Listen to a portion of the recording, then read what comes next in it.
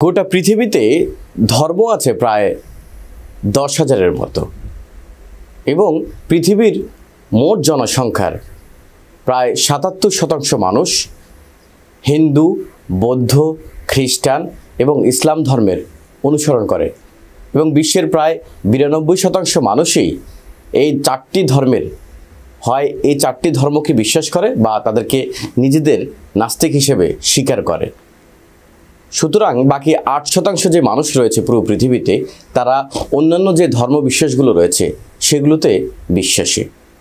যাই হোক, আমাদের আজকের আলোচনার বিষয় ছিল যে পুরো পৃথিবীতে যারা ধর্ম বিশ্বাসকে আঁকড়ে ধরে আছে বা ধর্মীয় বিধিবিধানকে মেনে চলে তাদের মধ্যে কিছু ধর্মগুরু দেখা যায় যারা ধর্মের বিভিন্ন বাণী প্রচার করে থাকে।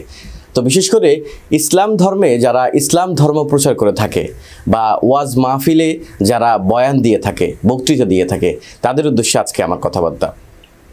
আমরা দেখি যে ওয়াজ মাহফিলের বক্তাদেরকে অনেক ক্ষেত্রে দেখা যায় যে তারা দায়িত্বশীলতার পরিচয় দেয় না অনেক ক্ষেত্রেই। তো এই ক্ষেত্রে আমি মনে করি আমাদের দেশে বিশেষ করে এই পুরো উপমহাদেশে যারা ওয়াজ মাহফিল করে থাকেন বা বক্তৃতা দিয়ে থাকেন বা ধর্মীয় বয়ান দিয়ে থাকেন বিভিন্ন মসজিদে বিভিন্ন প্ল্যাটফর্মে গিয়ে বয়ান দিয়ে থাকেন বা ধর্মের কথা বলে থাকেন, তাদেরকে অনেক বেশি দায়িত্বশীলতার পরিচয় দিতে হবে এবং এই ক্ষেত্রে যারা ধর্মীয় বয়ান দেন বা ধর্মীয় বক্তা রয়েছেন তাদের অধিকাংশেরই দরকার কম্পারেটিভ রিলিজন বা তুলনামূলক ধর্মতত্ত্বের অগাধ জ্ঞান। এবং তুলনামূলক ধর্মতত্ত্বের অগাধ জ্ঞানহীন মানুষ বা যারা তুলনামূলক ধর্মতত্ত্ব নিয়ে পড়াশোনা নেই বললে চলে, তাদের ধর্মীয় জ্ঞান অনেকটাই সীমাবদ্ধ থাকে। সুতরাং এই ক্ষেত্রে যদি ওয়াজ মাহফিলে যারা ওয়াজ মাহফিল করেন তাদের অনেক বেশি দায়িত্বশীলতার পরিচয় দেওয়া উচিত। এবং এক্ষেত্রে আমি মনে করি যে ধর্মীয় যে বিধিবিধানগুলো রয়েছে সেগুলো তো জানবেনই, পাশাপাশি যে অন্য ধর্মের যে বিষয়গুলো, বিশেষ করে পৃথিবীতে হিন্দু ধর্ম, খ্রিস্টান ধর্ম, বৌদ্ধ ধর্ম, জৈন ধর্ম, এছাড়াও পৃথিবীতে আমি এর আগে বলছিলাম যে প্রায় 10,000টি ধর্ম রয়েছে, 10,000 রকমের ধর্মবিশ্বাস রয়েছে। সেই ধর্মবিশ্বাসগুলো সম্পর্কে অনেক বেশি জ্ঞান থাকা উচিত বলে আমি মনে করি।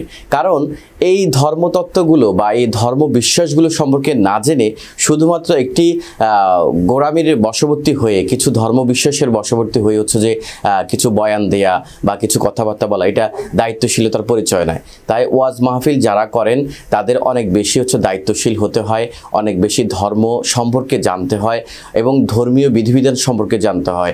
এবং শুধু না জেনেই শুধুমাত্র যে কল্পনা প্রসূত বা ওইভাবে জ্ঞান না রেখে শুধুমাত্র কল্পনা প্রসূত বয়ান দেওয়ার কোনো মানে হয় না। এবং এই ক্ষেত্রে আরও বেশি দায়িত্বশীলতার পরিচয় দিতে হবে। বর্তমানে কিন্তু আসলে অনেকটাই আলোচনাটা অনেকটাই ইজি হয়ে গেছে ধর্মীয় বক্তাদের। এক্ষেত্রে যে আমরা দেখি যে অনেক বক্তা তার ধর্মীয় আচার বা ধর্মীয় যে আলোচনাগুলো রয়েছে সেক্ষেত্রে অনেক বেশি দায়িত্বশীলতার পরিচয় দেন, কিন্তু অধিকাংশ বক্তাই ধর্মীয় আলোচনার ক্ষেত্রে দায়িত্বশীলতার পরিচয় দেন না। যদি আমরা দেখি যে বিশ্বসেরা কয়েকজন স্কলারের মধ্যে তার মধ্যে ডক্টর ফিলিপ রয়েছেন, তারপরে নোমান আলী খান রয়েছেন, ডক্টর জাকির নায়েক রয়েছেন, পৃথিবীর অনেক বিখ্যাত মুসলিম স্কলার রয়েছেন যারা যে অনেক যখন ধর্মীয় বক্তৃতা দিচ্ছেন বা ধর্মীয় আলোচনা করছেন অনেক বেশি দায়িত্বশীলতার পরিচয় দিচ্ছেন। কিন্তু আমাদের দেশে দেখা যায় যে যখন ধর্মীয় আলোচনা করা হয় বা ধর্মীয় বক্তা যারা রয়েছেন তারা যখন আলোচনা করেন তখন তারা অনেক বেশি দায়িত্বশীলতার পরিচয় দিতে পারেন না এবং তারা দেখা যায় ধর্মীয় আলোচনার সময় অনেক বেশি সূত্রহীন আলোচনা করে থাকেন, যেগুলোর সাথে কোরআন এবং হাদিসের কোনো মিল না থাকলেও তাদের কল্পনা প্রসূত হয়ে অনেক কল্প কাহিনী বলে থাকেন যেগুলোর সাথে আমাদের কোরআন এবং হাদিসের কোনো মিল নেই। সুতরাং যারা এখন বর্তমানে ধর্মীয় বক্তা রয়েছেন বা ধর্ম নিয়ে আলোচনা করেন বা তুলনামূলক ধর্মতত্ত্বর অগাধ জ্ঞান রয়েছে তাদের ভিতরে, তাও যখন আপনি আলোচনা করবেন তখন অবশ্যই সূত্রহীন আলোচনা আপনাকে কোনো ফলপ্রসূ রেজাল্ট দিবে না। এবং হচ্ছে যে অবশ্যই আমাদের ধর্মবিশ্বাস অনুযায়ী, ইসলাম ধর্মের রীতি অনুযায়ী বা বিধিবিধান অনুযায়ী যদি আপনি কোনো একটি ভুল তথ্য মানুষের মাঝে শেয়ার করেন বা ভুল তথ্য মানুষের মাঝে দেন, তাহলে এই ক্ষেত্রে অবশ্যই আল্লাহ রাব্বুল আলামিনের দরবারে আপনাকে অবশ্যই এর জন্য জবাবদিহি করতে হবে।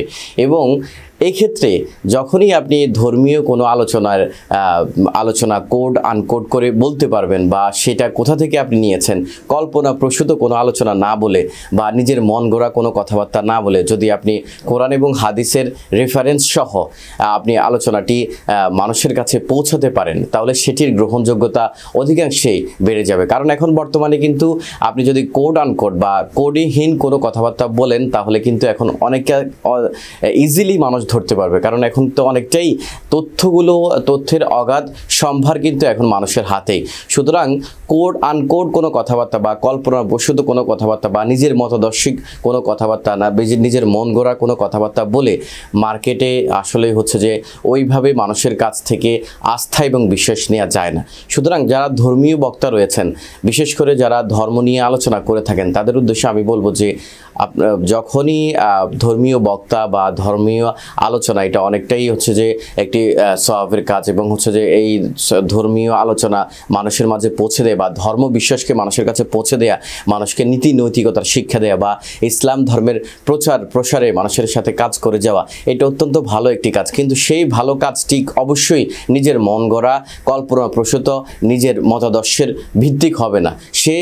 সেই আলোচনাটি অবশ্যই হচ্ছে কোরআন এবং হাদিসের তুলনামূলক আলোচনার মাধ্যমেই হবে এবং কোরআন এবং হাদিসের রেফারেন্স অনুযায়ী হবে, নিজের মন গড়া কোনো কথাবার্তা হবে না। এবং যিনি ধর্মীয় বক্তা হবেন তাকে অবশ্যই ধর্ম সম্পর্কে বা বিশেষ করে নিজ ধর্ম সম্পর্কে বা তুলনামূলক ধর্মতত্ত্ব সম্পর্কে, পৃথিবীতে যে 10,000 রকমের ধর্ম রয়েছে তার মধ্যে মোস্ট অফ দ্য রিলিজিয়াসের সম্পর্কে তার ধারণা থাকতে হবে এবং হচ্ছে তাকে সেই ধর্মগুলো সম্পর্কে তুলনামূলক স্টাডি থাকতে হবে, অগাধ জ্ঞান থাকতে হবে পরবর্তীতে গিয়ে, এবং হচ্ছে তাকে বিভিন্ন ভাষাগত জ্ঞান থাকতে হবে এবং তার নীতি নৈতিকতা থেকে শুরু করে তিনি যা বলছেন তার প্র্যাকটিক্যাল জীবনে সেটির বাস্তবায়ন থাকতে হবে।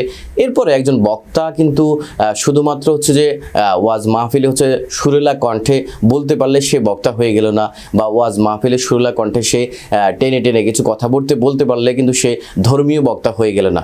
তাকে তার ব্যক্তিগত জীবনে তিনি যা বলছেন তার প্র্যাকটিক্যাল তার ব্যক্তিগত জীবনে তার যে প্র্যাকটিক্যাল জীবন রয়েছে তার যে প্র্যাকটিক্যাল লাইফ রয়েছে, সেখানে তার এনফোর্সমেন্ট লাগবে। তিনি যা বলছেন তার এনফোর্সমেন্ট লাগবে। উইদাউট এনফোর্সমেন্ট এটা তাহলে অবশ্যই বিশ্বাসযোগ্য হবে না, কারণ তিনি যা বলছেন তার ব্যক্তিগত জীবনে তার এনফোর্সমেন্ট লাগবে, তবেই তিনি একজন ভালো বক্তা হতে পারবেন এবং ভালো ওয়াইজিন হতে পারবেন এবং ধর্মীয় ওয়াজ মাহফিলে তাকে হচ্ছে যা আমরা ইনভাইট করতে পারবো। এবং এই ক্ষেত্রে আমি মনে করি যে আমাদের ধর্মীয় ওয়াজ মাহফিলের অ্যারেঞ্জার যারা আছেন বা আমরা আয়োজক যারা আছি তারা কিন্তু আরও বেশি সতর্ক হওয়া উচিত। কারণ হচ্ছে বক্তাদের ব্যক্তিগত জীবন থেকে শুরু করে চুলছেঁড়া বিশ্লেষণের মাধ্যমে কিন্তু তাদেরকে চেনা যায় এবং তার জ্ঞানের পরিধি কতটুকু রয়েছে এবং জ্ঞান কতটুকু রাখেন, তুলনামূলক ধর্মতত্ত্ব সম্পর্কে তার কতটুকু জ্ঞান রয়েছে, সবগুলো মিলিয়ে কিন্তু একজন বক্তা নির্বাচন করা উচিত। শুধুমাত্র জনপ্রিয়তা বা হচ্ছে সুরেলা কণ্ঠের উপর নির্ভর করে তাকে হচ্ছে ওয়াজ মাহফিলে ইনভাইট করা, এটা খুবই হচ্ছে গর্হিত কাজ হবে। কারণ ধর্ম এমন একটি বিষয়, সেটি কিন্তু মানুষের পুরো জীবনটাকে নির্ধারিত করে এবং পরকালের জীবনটাকেও নির্ধারণ করে। সুতরাং সেই পরকাল এবং ইহকাল সম্পর্কে যিনি আমাদেরকে জ্ঞান দিবেন বা পরকাল এবং ইহকাল সম্পর্কে যিনি জ্ঞান রাখেন, তাকে অবশ্যই অগাধ জ্ঞানের অধিকারী হতে হবে এবং ব্যক্তিগত জীবনে তাকেও সেই প্র্যাকটিসিং একজন মুসলিম হতে হবে। সবাই ভালো থাকবেন, ধন্যবাদ।